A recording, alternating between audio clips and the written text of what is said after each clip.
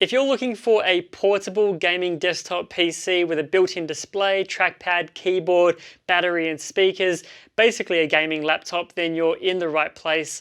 Today we're going to be looking at the Gigabyte Aorus 17Xa gaming laptop. It's an absolute beast of a laptop, and personally I absolutely love it.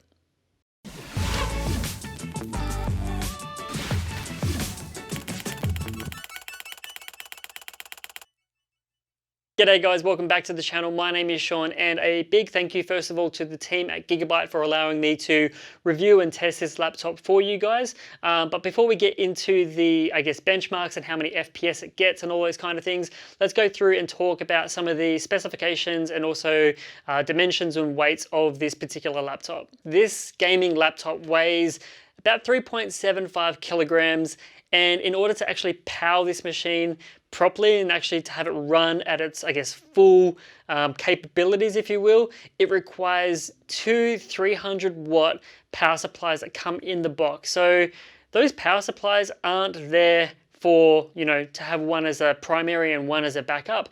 This laptop will actually take those two power supplies, two 300-watt power supplies, and put all of that power into this computer to give you the best possible performance in a, small little gaming laptop. Not small, I shouldn't say that. It's a 17-inch gaming laptop. It is a beast of a machine, and it is heavy, and I wouldn't recommend it to those of you who are thinking about traveling on the train and maybe typing up some documents and that's pretty much it, and you want something with awesome battery life. This is more for those of you who want the maximum performance that you can possibly get in a machine that is still portable, that you can take to a client, you could take to your work, and you could move it around the office, and you could maybe do 3D drawings, or you could take it to a friend's house and you could do your own little sort of mini LAN there, and you could have a gaming machine that is as good as a full desktop, but just in a much smaller package. So even though it's not necessarily great for those of you who are maybe wanting to commute every day with this machine, it's not impossible. You'll just need a decent backpack and maybe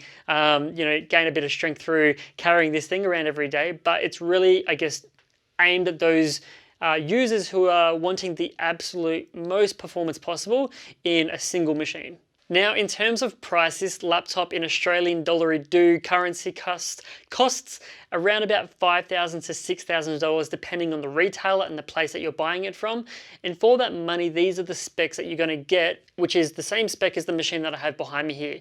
So you've got Windows 10 Pro, obviously 64-bit. You've got an i9 10980 HK CPU, which can boost all the way up to 5 gigahertz. That's an 8-core, 16-thread CPU. You've got an NVIDIA RTX 2080 Super 8GB graphic card. So already CPU and graphic card, that's really quite insane.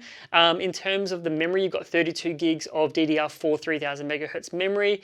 You've got a 1 terabyte NVMe SSD plus a 2 terabyte external hard drive. Sorry, not 2 terabyte external, 2 terabyte internal hard drive, which I actually think is really cool. So you can have your main drive there for obviously booting up your operating system, games, applications, Call of Duty Warzone, which is 250 gig alone.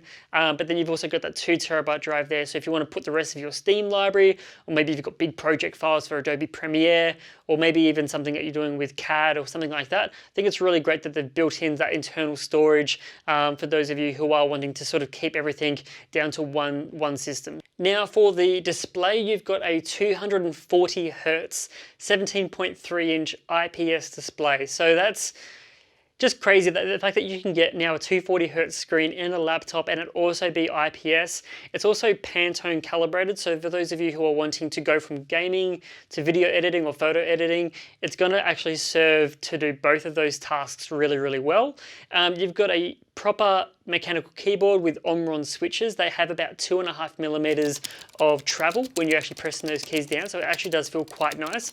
And actually, when I was gaming on this laptop, playing on this laptop, the top of the trackpad and the keyboard where you're putting your hands all the time, it actually never really got hot. It was actually sucking air through the keyboard and keeping that whole top layer really nice and cool. And I feel like the fact that they've got a mechanical keyboard there with a bit of extra thickness, just a couple extra millimeters, really helps in that department. So it's actually been a really, really pleasant laptop to type on and also to game on with that display. In terms of, I/O around the outside and internally, you've got Wi-Fi 6, you've got Bluetooth, you've got USB 3 ports, you've got Thunderbolt ports, display ports, HDMI ports, you've got literally everything, SD card readers, dedicated 3.5mm audio and microphone jacks with a built-in DAC, so you get high quality audio as well. The trackpad felt really nice. It was like as good as, or almost as good as like an Apple trackpad, which is like, I think the benchmark for trackpads. But in terms of like all the different things that you get in this laptop for the money, I feel like if you were to try and build a PC with all of these same specs, you're going to be probably running up towards the $5,000, $6,000 mark. So I think really this is an expensive machine. It's not for everyone. But in saying that, if you want to take that step and make that plunge and buy something like this, you're not going to be missing out on any I/O, any type of internal hardware, or any type of technology that your desktop counterparts might have over you. So now I guess it gets to the point where you're probably wondering, how the hell do you keep a machine like this cool? You've got that really high performance CPU and that graphic card in there. You've got a 240 hertz display, 300 watt power supplies going into this machine. So obviously all that power going in is going to generate a lot of heat, and without proper cooling, it's just going to bottleneck and throttle, and it's going to be really slow, and it's going to be a really poor experience. So for exhaust, basically the whole bottom of this computer is a massive, I guess, exhaust, and then around the outside you've got even more exhaust. So from what I can tell anyway, it looks like it's sucking air in through the top of the keyboard and maybe through the side a little bit, and then it's actually exhausting all of that out the back of the keyboard. So, out the back of the computer. So it does get very warm if you're, I guess, on a desk and maybe you're feeling that. So I wouldn't recommend this if you're on a table with a bunch of other people and you are pushing it really, really hard. But for you, it's actually going to be really nice and actually is quite cool. But those fans definitely do kick up and they are quite loud.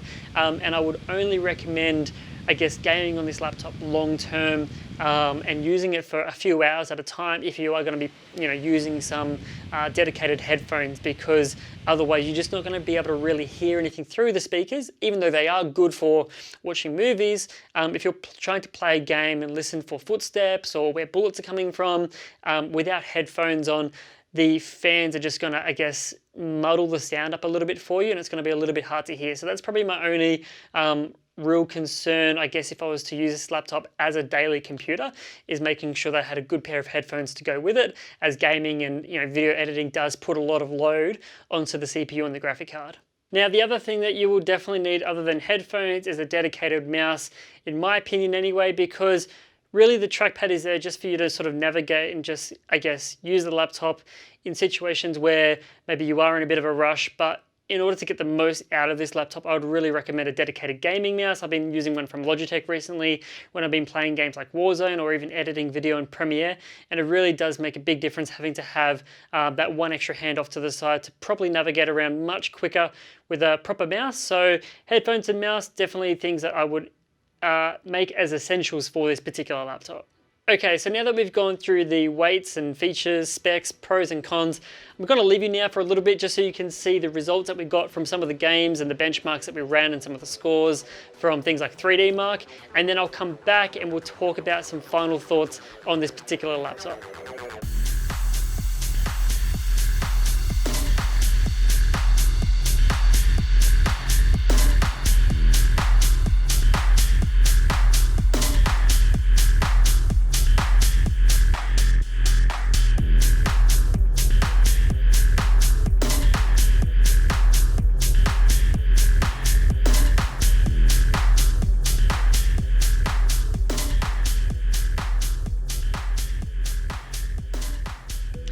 Okay, so now that you've seen the benchmarks, the scores, the average temperatures and maximum temperatures, I'd like to know what you guys think. Would you consider a laptop like this? Let me know down in the comments. But the last, I guess, thing that I will say about this particular computer, that maybe it was important that I read the manual, which I've never done for a computer before, but in order to get the most out of this PC, in the Gigabyte software, the Gigabyte Aura software, where you can go in and you can manage, all your hardware, your fan curves, the RGB lighting, which I haven't even talked about. There's tons of RGB lighting on this thing, as you would expect. But there is a profile there for your fans to go from normal mode, silent mode, gaming mode, fixed, or you can create your own manual fan curve. But something that I found really interesting was the fact that in order to get the highest possible clock speed on the CPU and the graphic card, to make the games and the scores of 3D Mark as high as possible, you had to put it into that gaming profile in the fan curve setting, I guess. When I had it set to a manual fan curve, like 50% or 70%, so I could kind of control the fan speed and the sound and have one constant sound from the fan. It wasn't letting me boost really high on those CPU or GPU clocks. I actually had to put it into that gaming profile in order to, I guess, let those components know that it was in a profile that Gigabyte thought was best to get the most amount of performance. So that was really interesting. I would have liked it if I could have set my own manual fan curve or my own specific fan setting and still not had any issues with the performance of the computer. So that's just one tiny little thing. Obviously, if you take the charges out of this laptop and it's just running on the battery, you're only going to get maybe a couple hours of battery life, and the clock speeds of everything are going to be a lot slower in order to get you the absolute maximum battery life, but it's not really a machine that is meant to be like an all-day kind of laptop. So running this laptop with the power supplies is essential. Running it in that gaming profile mode is essential, and keeping all of your software up to date is just going to mean that you get the best possible performance from this computer. So all in all, this laptop for $5,000 to $6,000 and the specs that you get, I think is actually pretty crazy. It's an absolute beast of a laptop. I actually really enjoyed it. I really enjoyed gaming on it. Everything felt really nice and smooth. The price is obviously a factor for you guys. So let me know what you think about this particular computer. Would you buy it? Would you not buy it? Would you buy a desktop instead? I'd love to know your thoughts. Thanks for watching this video. Thanks to Gigabyte for sending this over. And now that you're at the end of this video and you want to know what to watch next, maybe one would be a build guide on how to build a PC in the new case that I've just gotten from Deepcool. So thanks again, guys, and I'll see you in the next video. Cheers.